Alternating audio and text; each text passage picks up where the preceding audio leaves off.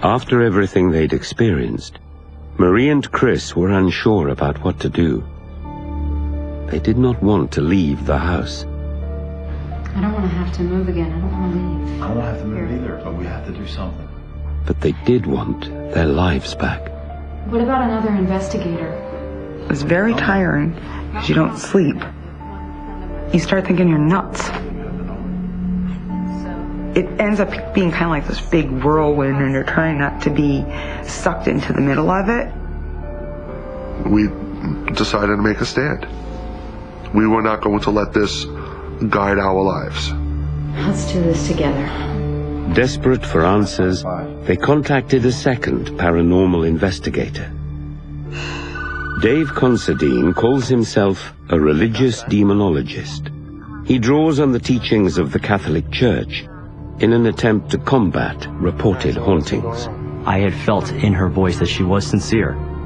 She was trying to get the information out to me as quick as possible and wanted us there immediately. One of them is disabled and... It was just that sense of urgency, that sense of fear in her voice.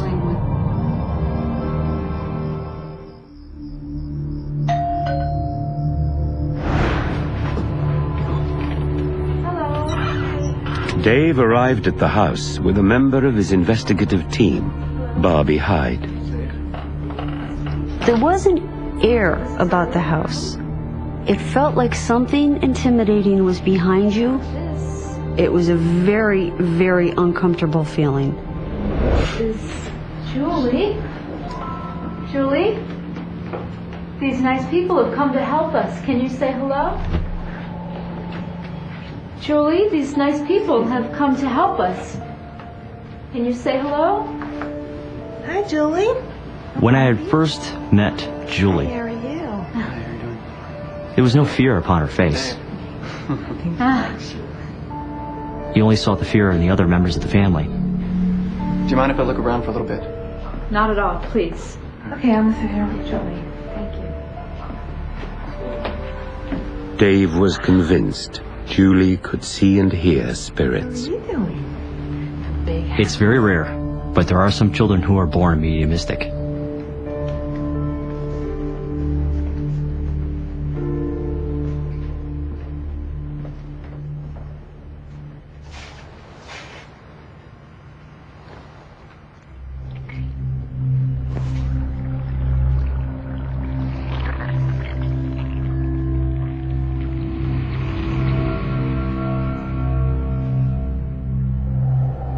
It was the first time that I had ever experienced ectoplasm.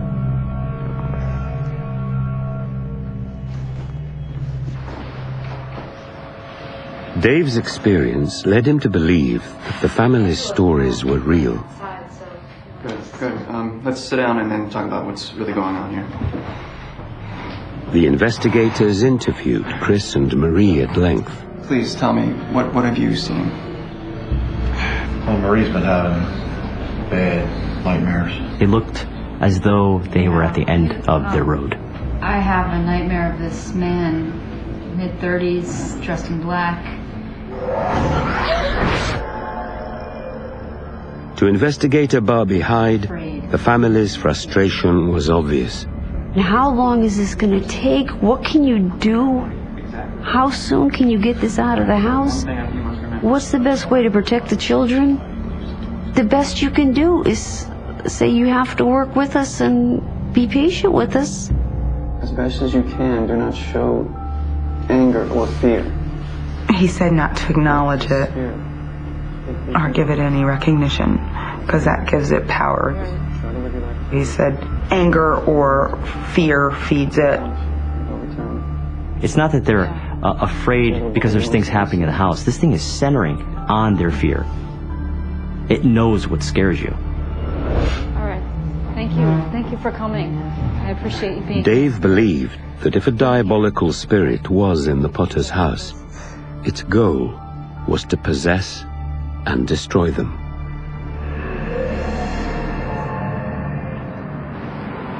the paranormal investigators returned with 2 additional researchers and video and audio equipment. They hoped to document the supernatural occurrences inside the home as a way to convince the Catholic Church to become involved. Technical specialist John Errol was a member of the team. Before we can have any sort of intervention, we have to present them with enough evidence, say, okay, here's what's going on in the house.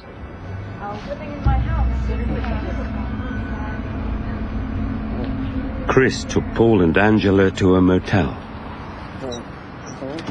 whilst Marie kept Julie at home. The investigators believed that as Julie had been the first to sense the supernatural presence, she might be a source of energy for the spirit. They convinced the family she should remain in the house to increase the possibility of paranormal activity.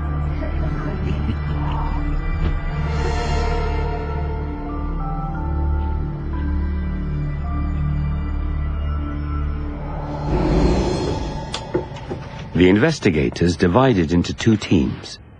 They placed recording equipment throughout the house. I'll put on some coffee. Okay. Oh. Thanks. Okay, thanks.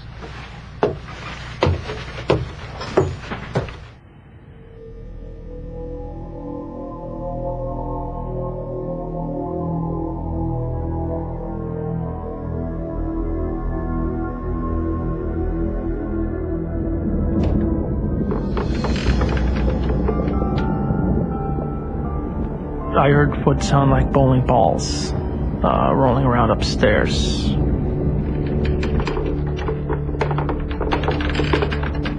John felt sure no one was on the first floor. I got this feeling that something or somebody was watching me.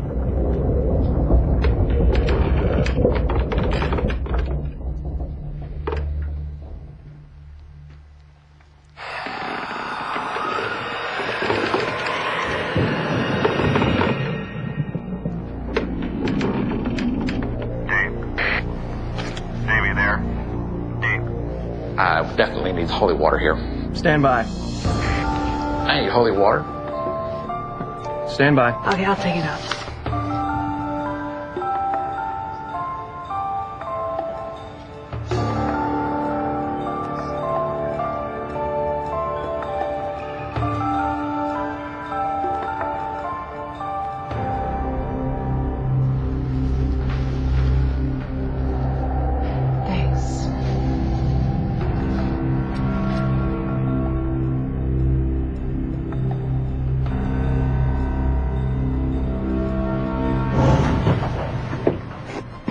I got a cold sweat on my neck. I knew there was something behind me. You okay?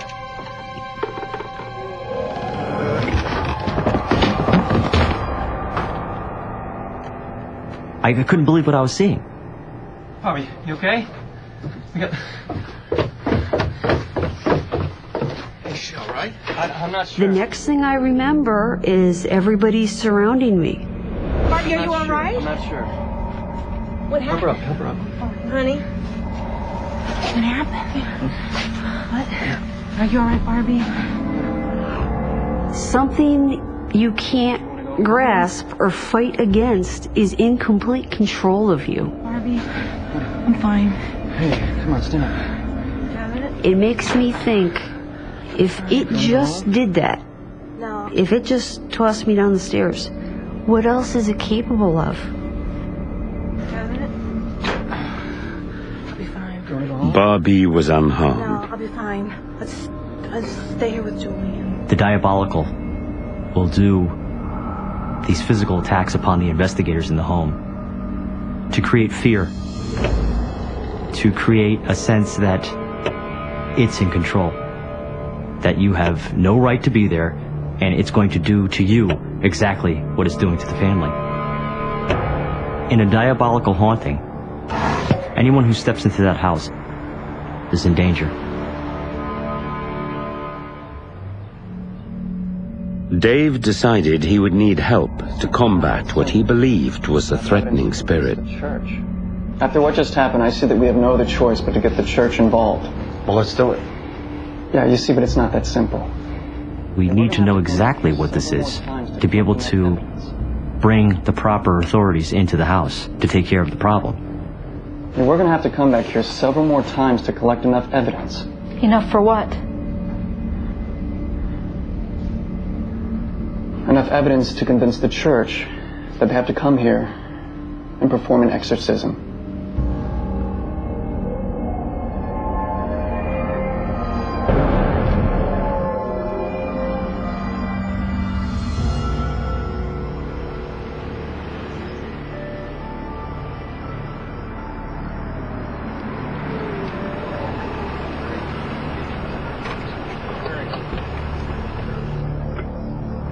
Dave and his team returned to the house once again.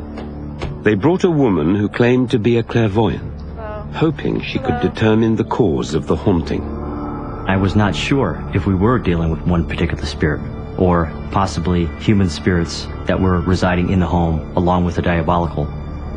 That's why I had brought in someone to discern the home.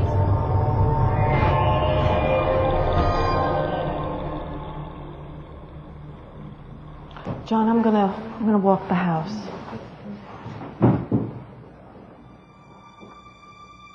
The woman was drawn to one particular room.